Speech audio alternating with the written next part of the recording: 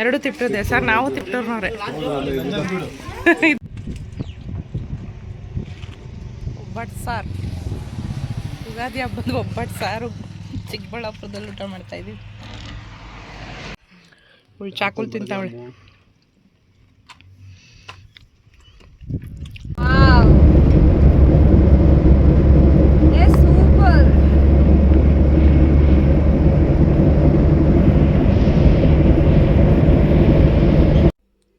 Hi, hello, ನಮಸ್ಕಾರ ಎಲ್ಲರಿಗೂ. Welcome back to Yamuna Manjunath YouTube channel. ಎಲ್ಲರೂ ಹೇಗಿದ್ದೀರಾ? ಐ ಹೋಪ್ ನೀವೆಲ್ಲ ತುಂಬ ಚೆನ್ನಾಗಿದ್ದೀರಾ ಅಂತ ಭಾವಿಸ್ತಾ ಇವತ್ತಿನ ವಿಡಿಯೋ ಸ್ಟಾರ್ಟ್ ಮಾಡ್ತಾ ಇದ್ದೀನಿ. ಎಲ್ಲರದ್ದು ಹಬ್ಬ ಆಯಿತಾ? ಯುಗಾದಿ, ಹಾಗೆ ಯುಗಾದಿ ವರ್ಷದೊಳಗೆಲ್ಲ ಹೇಗಾಯಿತು ಅಂತ ಕಮೆಂಟ್ ಮೂಲಕ ತಿಳಿಸಿ. ಹಾಗೆ ಇವತ್ತು ಒಂದು ಚಿಕ್ಕದಾಗಿ ಒಂದು ಟ್ರಿಪ್ ಹೋಗೋಣ ಅಂತ ಬಂದ್ವಿ, 1 ಡೇ ಟ್ರಿಪ್ ಅಂತ ಹೇಳಿ. ಇದು ಈಗ ಬರೋ ನೆಸೆಸಿಟಿ ಇರಲಿಲ್ಲ, ಬಟ್ ಬರಬೇಕಾಗಿ ಬಂತು. ಹಾಗಾಗಿ ಇವಾಗ ಹೊರಟಿದ್ದೀವಿ. ಕುಣಿಗಲ್ಲಿಂದ ಚಿಕ್ಕಬಳ್ಳಾಪುರಕ್ಕೆ ಹೋಗ್ತಾ ಇದ್ದೀವಿ. ಆ್ಯಕ್ಚುಲಿ ನನಗೆ ಪ್ಲ್ಯಾನ್ ಎಲ್ಲ ಇದ್ದಿದ್ದು ಕೊಯಮತ್ತೂರಿಗೆ ಹೋಗಬೇಕು ಅಂದ್ಕೊಂಡು, ಅದು 1 ಡೇಗೆಲ್ಲ ಆಗಲ್ಲ ಅಂತ ಹೇಳ್ಬಿಟ್ಟು, 1 ಡೇಗೆಲ್ಲ ಆಗಲ್ಲ, ಅದಕ್ಕೆ ಇಲ್ಲಿಗಾದರೂ ಹೋಗಿ ಬಂದುಬಿಡೋಣ ಅಂತ ಬಂದ್ವಿ. ಬಟ್ ಬರೋ ನೆಸೆಸಿಟಿ ಇರಲಿಲ್ಲ ಅಂತ ಹೇಳಿದ್ನಲ್ಲ. ಯಾಕೆ ಅಂದರೆ ಈಗ ನಮಗೆ ಸೀಸನ್ ಟೈಮು, ನಮ್ಮದು ವಾಟ್ರ್ ಹಾಗೆ ಜ್ಯೂಸ್ ಬಿಸ್ನೆಸ್ ಆಗಿರೋದ್ರಿಂದ ಟೈಮಲ್ಲಿ, ಈ ಸಮ್ಮರ್ ಟೈಮಲ್ಲಿ ನಾವೆಲ್ಲೂ ಹೋಗೋಕ್ಕಾಗಲ್ಲ. ಬಟ್ ಮಗನೂ 1.5 ತಿಂಗಳಿಂದ ಮನೆಯಲ್ಲೇ ಇದ್ದಾನೆ, ತುಂಬ ಕೆಲಸಗಳನ್ನ ಮಾಡಿದ್ದಾನೆ ಬಿಸಿಲಲ್ಲಿ. ಪಾಪ ಅವನಿಗೆ ಒಂದು ಚೇಂಜ್ ಸಿಗಲಿ ಅನ್ನೋ ಕಾರಣಕ್ಕೋಸ್ಕರ ನಾವು ಹೊರಟಿದ್ದು. ಯುಗಾದಿ ಹಬ್ಬ ಅದು ಬೆಳಗ್ಗೆಗೆ ನಾವು ಸೋಮವಾರ ಹೋಗಿದ್ದು. ವರ್ಷದೊಳಕ್ಕೇನಾದರೂ ಮಂಗಳವಾರ ಬಂದಿದ್ರೆ ಖಂಡಿತ ನಾವು ಹೋಗ್ತಾ ಇರಲಿಲ್ಲ. 1 ಡೇ ಅಲ್ವಾ, ಹೋಗಿ ಬಂದ್ಬಿಡೋಣ, ಸ್ವಲ್ಪ ಚೇಂಜ್ ಸಿಗಲಿ ಅಂತ ಹೇಳಿಬಿಟ್ಟು ಬಂದ್ವಿ. ನಮ್ಮ ಗಾಡಿನಲ್ಲಿ ಓಮಿನಿನಲ್ಲೇ ಬಂದ್ವಿ. ನಾನು ಸೀಟಿಂದ ಕೆಳಗೆ ಕೂತ್ಕೊಂಡು ಸ್ವಲ್ಪ ಸೌತೆಕಾಯಿ ಏನಾದರೂ ಕಟ್ ಮಾಡೋಣ. ಯಾಕಂದರೆ ನಮ್ಮ ಕುಣಿಗಲ್ಲಿಂದ ಈಶಾ ಫೌಂಡೇಶನ್ ಏನು ಚಿಕ್ಕಬಳ್ಳಾಪುರದಲ್ಲಿದೆ, ಅಲ್ಲಿಗೆ ಹೋಗೋದಕ್ಕೆ 3.5 ಅವರ್ಸ್ ಬೇಕು ಅಂತ ಹೇಳಿದ್ರು. ಹಾಗಾಗಿ ನಾವು ಕುದೂರು ಮೇಲಿಂದ ಬಂದ್ವಿ. ಕುದೂರು ಮೇಲಿಂದ ಬರಬೇಕಾದ್ರೆ ನನಗೆ ಗೊತ್ತಾಯಿತು ಶಿವಗಂಗೆ ಕಡೆಯಿಂದನೇ ಹೋಗಬೇಕು ಅಂಥೇಳಿ. ಇದು ಶಿವಗಂಗೆ ಬೆಟ್ಟ ಅಂತೆ, ನಾನು ನಿಜವಾಗ್ಲೂ ನೋಡೇ ಇಲ್ಲ. ಇದು ಇಲ್ಲಿಗೆ ಒಂದು ದಿನ ಹೋಗಬೇಕು ಅಂತ ಅಂದ್ಕೊಂಡಿದ್ದೀವಿ.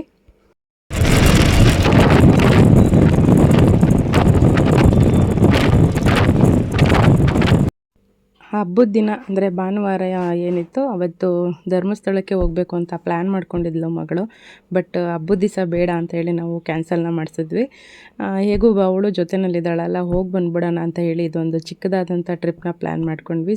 ಸಡನ್ನಾಗೇ ಪ್ಲ್ಯಾನ್ ಮಾಡಿ, ನಾನು ಆಲ್ಮೋಸ್ಟ್ ಎಲ್ಲ ವಿಡಿಯೋದಲ್ಲೂ ನಾನು ಹೇಳಿದ್ದೀನಿ, ಯಾವುದೂ ಅಷ್ಟೇ ನಾವು ಹೋಗಬೇಕು ಅಂತ ಪ್ಲ್ಯಾನ್ ಯಾವತ್ತೂ ನಾವು ಮಾಡಲ್ಲ.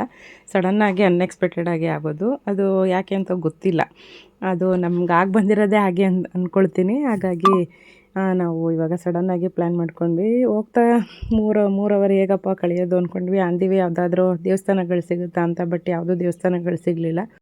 ಹಾಗೆ ಹೋಗ್ತಾ ನಾವು ಮದರಂಗಿ ಬೆಟ್ಟಕ್ಕೆ ಹೋಗ್ಬಿಟ್ಟು ಹೋಗೋಣ ಅಂದ್ಕೊಂಡಿದ್ವಿ. ಬಟ್ ಬಿಸಿಲು ಜಾಸ್ತಿ ಆಗುತ್ತೆ, ಫಸ್ಟ್ ಅಲ್ಲಿಗೆ ಹೋಗಿ ಬಂದುಬಿಡೋಣ, ಚಿಕ್ಕಬಳ್ಳಾಪುರ ಸೈಡು ಆ ಕಡೆ ತುಂಬಾ ಬಿಸಿಲು ಜಾಸ್ತಿ ಆಗುತ್ತೆ ಅಂತ ಹೇಳಿದ್ರು. ಅದಕ್ಕೇ ನಾವು ಹೋಗ್ಬಿಟ್ಟು ಬರೋಣ ಅಂತ ನಾವು ಹೋದ್ವಿ. ಹೋಗ್ತಾ ಹಾಗೇ ಸೌತೆಕಾಯಿ ಮನೆಯಲ್ಲೇ ಇತ್ತು, ಅದನ್ನು ತೊಗೊಂಡೋಗಿದ್ದೆ. ಈಶಾ ಫೌಂಡೇಶನ್ ಕೊಯಮತ್ತೂರಿನಲ್ಲಿ ಏನಿದೆ ಅದನ್ನು ಆಗಲೇ ಮಗ ಮತ್ತು ಮನೆಯವರು ನೋಡಿಬಿಟ್ಟಿದ್ದಾರೆ. ಶಬರಿಮಲೆಗೆ ಹೋಗ್ಬೇಕಾದ್ರೆಲ್ಲ ಆ ಕಡೆ ಅಂದಿವೆ ಟೂರ್ ಆಗ್ತಾ ಇರ್ತಾರಲ್ಲ, ಅವರು ನೋಡಿ ಬಂದುಬಿಟ್ಟಿದ್ದಾರೆ. ಅದಕ್ಕೋಸ್ಕರ ನಾವು ಹೋಗೋಕ್ಕಾಗಲಿಲ್ಲ. ನೋಡಿ ನಾವು ರೀಚ್ ಆದ್ವಿ. ಇಲ್ಲಿಗೆ ರೀಚ್ ಆದ ನಾವು ಬಿಟ್ಟಾಗ 9:30 ಏನೋ ಆಗಿತ್ತು. ನಾವು ಇಲ್ಲಿಗೆ ಬಂದಾಗ 12 ಗಂಟೆ, 11:30, 12 ಗಂಟೆ ಆಗಿತ್ತು. ಇದೇ ನೋಡಿ ಸದ್ಗುರು ಸನ್ನಿಧಿ ಅಂತ ಏನಿದೆ, ಇಲ್ಲಿಂದ ನಾವು ಒಳಗಡೆ ಹೋಗಬೇಕು ಸ್ವಲ್ಪ ದೂರ. ಮೀನ ಮಾರ್ಬಿಟ್ಟು ಹೋಗೋಣ.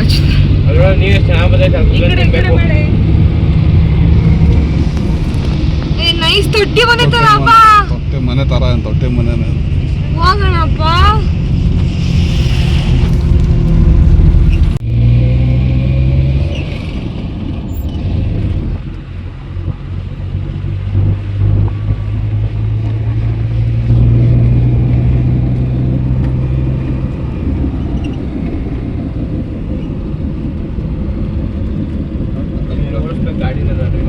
ಎಲ್ಲ ಕ್ರಶ್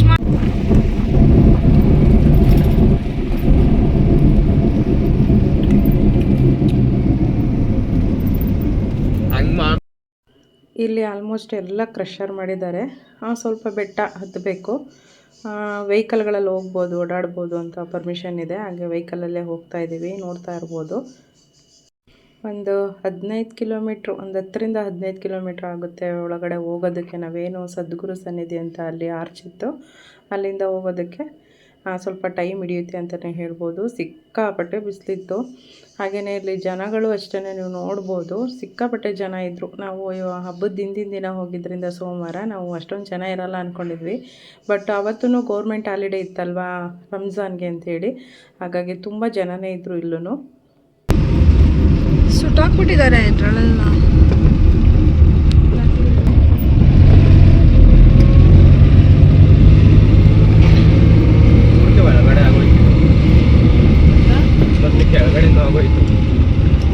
ಇನ್ನೂ ಒಂಚೂರು ಹೈಟಲ್ಲಿ ಬರಬೇಕಾಗಿತ್ತು.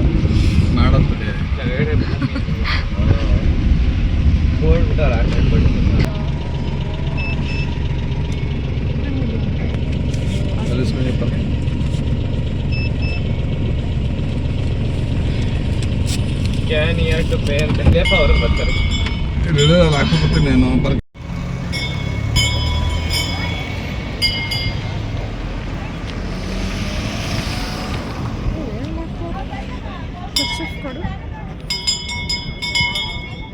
ಹಿಂದಕ್ಕೆ ಹೋಗಿ ಮಾಡ್ಬೇಕಾ ಇದನ್ನ?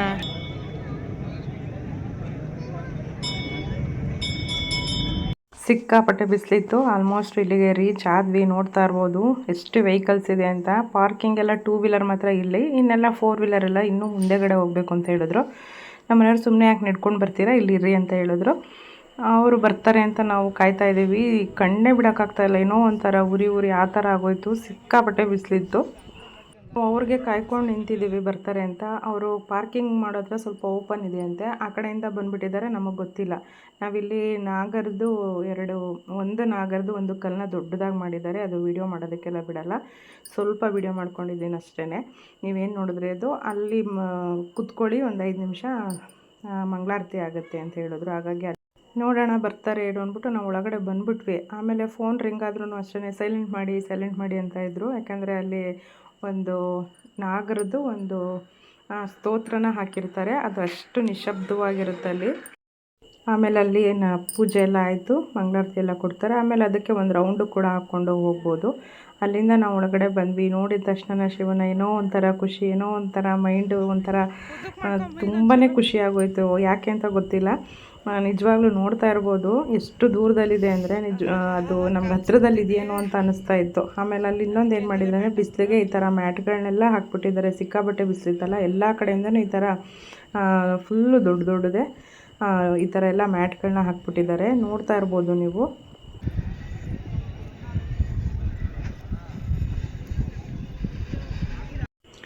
ಆಮೇಲೆ ಮುಖ ನನಗೆ ಕನ್ಫ್ಯೂಸ್ ಆಗ್ಬಿಡ್ತು. ಹಿಂದೆಗಡೆನೂ ಮಾಡಿದ್ದಾರೆ, ಎರಡು ಫೇಸ್ ಮಾಡಿದ್ದಾರೆ ಅಂತ ಅನ್ನಿಸ್ಬಿಡ್ತು. ಹಾಗಾಗಿ ಮಗಳನ್ನ ಕೇಳಿದೆ ನಾನು, 2 ಕಡೆಯಿಂದ ಕಾಣಿಸ್ತಾ ಇತ್ತ ನನಗೆ ಅಂತ.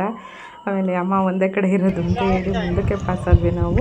ನೋಡ್ತಾ ಇರ್ಬೋದು ಎಷ್ಟು ಜನ ಸೇರಿದ್ರು ಅಂದರೆ ಅಲ್ಲಲ್ಲಿ ಸೆಲ್ಫಿಗಳು, ಆಮೇಲೆ ರೀಲ್ಸ್ಗಳೆಲ್ಲ ಮಾಡ್ತಾಯಿದ್ರು, ಸೆಲ್ಫಿ ತೊಗೋತಾಯಿದ್ರು. ನಿಜವಾಗ್ಲೂ ನೋಡಿದ ತಕ್ಷಣ ಏನೋ ಒಂಥರ ಮನಸ್ಸಿಗೆ ನೆಮ್ಮದಿ, ಏನೋ ಒಂಥರ ಖುಷಿ ಆ ಥರ ಆಯಿತು.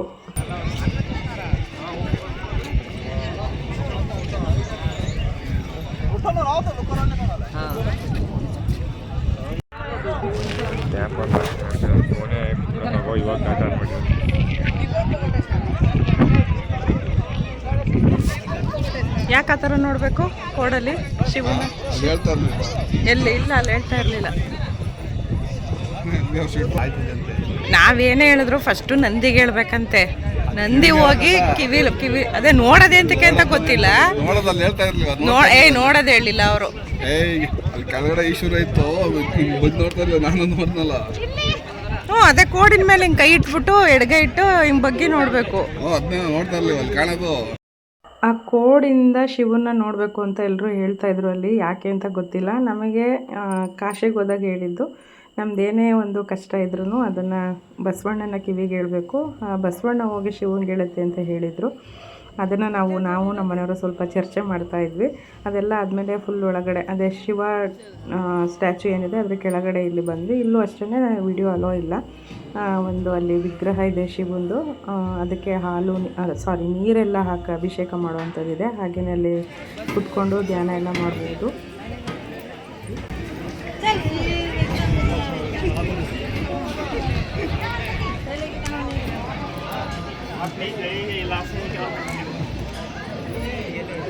ಶಂಭೋ ಶಿವ ಶಂಭೋ ಶಿವ ಶಿವ ಶಂಭೋ.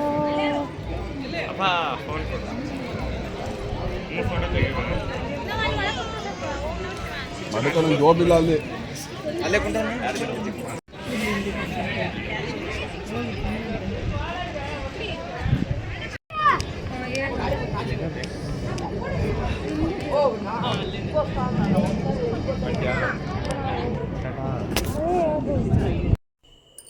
ಎಲ್ಲ ನೋಡಿದ್ದೆಲ್ಲ ಆಯಿತು. ರೀಲ್ಸ್ಗೊಂದು ಈ ಥರ ಇರಲಿ ಶಾರ್ಟ್ಸ್ಗೆ ಅಂತ ಹೇಳ್ಬಿಟ್ಟು ಈ ಥರ ಒಂದು ವಿಡಿಯೋನ ಮಾಡಿಕೊಂಡೆ. ಎಲ್ಲರೂ ಅಷ್ಟೇ ಅಲ್ಲಿ ಫೋಟೋ ತೆಕ್ಕೊಳ್ಳೋಕ್ಕೆ, ಅಂದರೆ ಶಿವಂದು ಫೇಸು ಬರೋ ಥರ ಫೋಟೋ ತೆಕ್ಕೊಳ್ಳೋಕ್ಕೆ ಎಷ್ಟು ಟ್ರೈ ಮಾಡ್ತಿದ್ರು ಅಂದರೆ ಅಷ್ಟೊಂದು ಟ್ರೈ ಮಾಡ್ತಿದ್ರು. ಕುತ್ಕೊಳ್ಳೋದು, ನಿಂತ್ಕೊಳ್ಳೋದು, ರೀಲ್ಸ್ ಮಾಡೋದು. ನಿಜವಾಗ್ಲೂ ಎಲ್ಲರೂ ಒಂಥರ ಏನೋ ಈ ಥರ ಒಂದು ಪ್ಲೇಸಿಗೆ ಬಂದಾಗ ಈ ಥರ ಎಲ್ಲ ತೆಕ್ಕೊಳ್ಳೋದು ಸಹಜನೇ ಅಲ್ವಾ.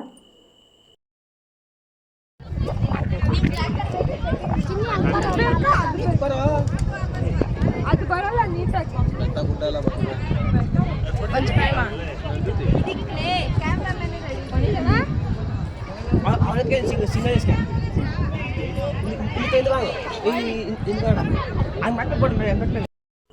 ಫೋಟೋಸು ವಿಡಿಯೋಸ್ ಎಲ್ಲ ಆಯಿತು. ಇದೆಲ್ಲ ಆದಮೇಲೆ ನಾವು ಏನು ಸ್ಟ್ಯಾಚು ಇದೆ ಅದನ್ನು ಒಂದು ರೌಂಡ್ ಹಾಕ್ಕೊಂಡು ಬರೋಕ್ಕೆ ಅಂದ್ಬಿಟ್ಟು ಮುಂದೆ ಬಂದ್ವಿ. ನೋಡ್ತಾ ಇರ್ಬೋದು ಸಿಕ್ಕಾಬಟ್ಟೆ ಬಿಸಿಲಿತ್ತು. ಬಿಸಿಲಿಗೂ ನಾನು ಹಾಕ್ಕೊಂಡೋಗಿರೋ ಡ್ರೆಸ್ಸಿಗೂ ಯಪ್ಪ ಎಷ್ಟು ವಿಚಿತ್ರ ಅನ್ನಿಸ್ತಿತ್ತು ಅಂದರೆ ನಿಜವಾಗ್ಲೂ ಇದೇನಪ್ಪ ಹಿಂಗೆ ಹಾಕ್ಕೊಂಡು ಬಂದ್ಬಿಟ್ಟೆ. ಬ್ಲ್ಯಾಕ್ ಕಲರ್ ಅಂದರೆ ಬ್ಲ್ಯಾಕು ಸ್ವಲ್ಪ ಬಿಸಿಲಿಗೆ ಸ್ವಲ್ಪ ಹೈಲೈಟ್ ಅಂತ ಜಾಸ್ತಿ ಕಾವು ಹೊಡೆಯುತ್ತೆ ಅಂತ ಹೇಳ್ತಾರೆ. ಅಷ್ಟೊಂದೇನು ಅನ್ನಿಸ್ತಿಲ್ಲ, ಆದರೆ ಅಲ್ಲಿ ಏನೋ ಒಂಥರ ಕಣ್ಣೆಲ್ಲ ಉರಿ ಉರಿ ಉರಿ ಆಗೋದು ನನಗಂತೂ. ಚಿಕ್ಕಬಳ್ಳಾಪುರದಲ್ಲಿ ಶಿವ ಫೌಂಡೇಶನ್ ಮಾಡಿ 4 ವರ್ಷ ಆಯ್ತಂತೆ. ಕೊಡಗೋದು 3 ತಿಂಗಳಿಂದ ಅವಾರ್ಡ್ ಸಿಕ್ಕಿರೋ ಕಾಫಿ ಇದು. ತಗೊಂಡಾಗಿದ್ದು ಎತ್ತಂಡೆ ಅದು ಬೆಲ್ಲ ತಗೊಳ್ತೀವಿ. ಆರ್ಗಾನಿಕ್ ಕಾಫಿ ಪೌಡರ್ ಅಲ್ಲ, ಸ್ಮೆಲ್ ಅಂತ ಸ್ಮೆಲ್ ತೋರಿಸಿದ್ರು ಅವರು. ಎಷ್ಟೊಂದು 120. ಇದು ನೋಡಿ ತಿಪ್ಟೂರ್ದು, ಇದೂ ತಿಪ್ಟೂರ್ದೆ. ಎರಡು ತಿಪ್ಟೂರ್ದೆ ಸರ್, ನಾವು ತಿಪ್ಟೂರ್ನವ್ರೆ. ಇದು ನಂಜನಗೂಡನೆ. ತಿಪ್ಟೂರ್ದು ತೆಂಗಿನಕಾಯಿಗಳು ತುಂಬಾ ಟಾಪ್ ಅಲ್ಲಿ ಇದೆ ಮೇಡಮ್. ಇವತ್ತು ಇಂಡಿಯಾದಲ್ಲಿ ನಂಬರ್ 1 ನಿಲ್ತಿದೆ ಅಲ್ವೇ? ಕಡಿಮೆ ಇಲ್ವಾ ಸರ್? ಇದು ಕಡಿಮೆ ಇಲ್ವಾ? ಈಗ 1 kg ಬೇಕಾ? 1 kg.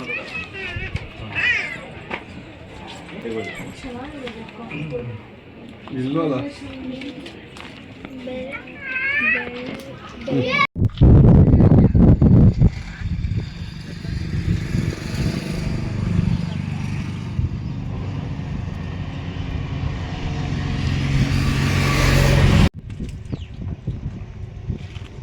ಒಬ್ಬಟ್ಟು ಸಾರು, ಯುಗಾದಿ ಹಬ್ಬದ ಒಬ್ಬಟ್ಟು ಸಾರು ಚಿಕ್ಕಬಳ್ಳಾಪುರದಲ್ಲಿ ಊಟ ಮಾಡ್ತಾಯಿದ್ದೀವಿ.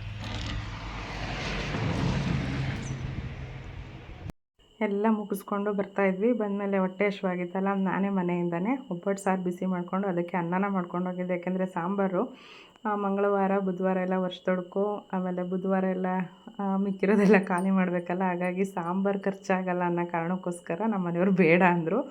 ನಾನೇನು ಹೇಗೋ ಓನ್ ವೆಹಿಕಲ್ ಹೋಗ್ತಾ ಇರೋದ್ರಿಂದ ಈ ಥರ ತೊಗೊಂಡೋದ್ರೆ ಸಾರು ಖರ್ಚಾಗುತ್ತೆ ಅನ್ನೋದೊಂದು ಮೈಂಡ್ ಸೆಟ್ ಇತ್ತು. ನಮ್ಮ ಮನೆಯವರು ಬೇಡ ಅಂದರು ಪಾಪ. ಹಂಗೂ ನಾನೇ ಹಾಕ್ಕೊಂಡು ಬಂದೆ. ಅಲ್ಲಿ ಆ ಥರ ಓಮಿನಿನಲ್ಲಿ ಫುಲ್ಲು ಓಪನ್ನು, ಎಲ್ಲ ಡೋರ್ಗಳೆಲ್ಲ ತೆಗೆದು ಓಪನ್ನಾಗಿ ಊಟ ಮಾಡಿದ್ದು. ತುಂಬ ಯಾವುದೋ ಒಂದು ಹಳ್ಳಿ ಬರ್ತಾ ಅಂದಿವೆ, ಸ್ವಲ್ಪ ಹತ್ರನೇ ಚಿಕ್ಕಬಳ್ಳಾಪುರ ನಾವೇನು ಹೋಗಿದ್ವಿ ಹತ್ರನೇ ದೊಡ್ಡದೊಂದು ಮರ ಇತ್ತು. ಆ ಮರದಡಿನಲ್ಲಿ ಹಾಕ್ಕೊಂಡು ಊಟ ಎಲ್ಲ ಮಾಡಿದ್ವಿ. ಊಟ ಎಲ್ಲ ಆದಮೇಲೆ ಒಂದು ಕರ್ಬೂಜ ಹಣ್ಣು ತೊಗೊಂಡಿದ್ವಿ. ಅದನ್ನು ಅಲ್ಲೇ ಕಟ್ ಮಾಡಿಕೊಂಡು ತಿನ್ನೋಣ ಅಂತ ತಿನ್ಕೊಳ್ತಾ ಇದ್ದೀವಿ. ಹೇಗಿತ್ತು ಈ ವಿಡಿಯೋ ಅಂತ ಕಮೆಂಟ್ ಮೂಲಕ ತಿಳಿಸಿ. ಹಾಗಿದ್ರೆ ಈ ವಿಡಿಯೋ ಇಷ್ಟ ಆಗಿದರೆ ಒಂದು ಲೈಕ್ನ ಮಾಡಿ, ಶೇರ್ ಮಾಡಿ, ಕಮೆಂಟ್ ಮಾಡಿ. ಯಾರಾದರೂ ಹಾಗೆ ನೋಡ್ತಾ ಇದ್ದರೆ ಪ್ಲೀಸ್ ಸಬ್ಸ್ಕ್ರೈಬ್ ಮಾಡ್ಕೊಂಡು ನೋಡಿ. Thank you for watching. Thank you so much. ಮತ್ತೊಂದು ಒಳ್ಳೆ ವಿಡಿಯೋ ಜೊತೆ ನಾನು ನಿಮ್ಮನ್ನು ಭೇಟಿ ಆಗ್ತೀನಿ. Love you all. ನಗ್ತಾಯಿರಿ, ನಗಿಸ್ತಾಯಿರಿ. ಆ್ಯಕ್ಚುಲಿ ನೀನು ಕ್ಯಾಮ್ರಾ ಅಂದರೆ ಶೈ.